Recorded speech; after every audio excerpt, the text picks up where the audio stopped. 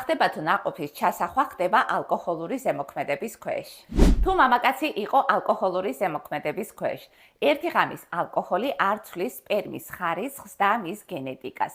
ალკოჰოლის ქვეშ ყოფნა ჩასახვის მომენტში მხოლოდ იმ შემთხვევაში ხდება საფრთხე, თუ სპერმის ხარისხი მანამდეც იყო დაბალი და მუდმივი სმა იწვევს სპერმის დნმ-ის დაზიანებას, რამაც მომავალში შესაძლებელი არის გამოიწვიოს მუცლის მოშლა ან ნაყოფის სხვადასხვა ტიპის გენეტიკური პათოლოგია. თუ ქალი იყო ალკოჰოლური ზემოქმედების ქვეშ ოვულაციის ან ჩასახვის დროს, ჩასახვის მომენტში მცირე დოზის ალკოჰოლი დიდი ალბათობით არ აზიანებს ემბრიოს. თუმცა ორსულობის დადასტურების შემდეგ ალკოჰოლის მიღება კატეგორიულად არ არის რეკომენდირებული.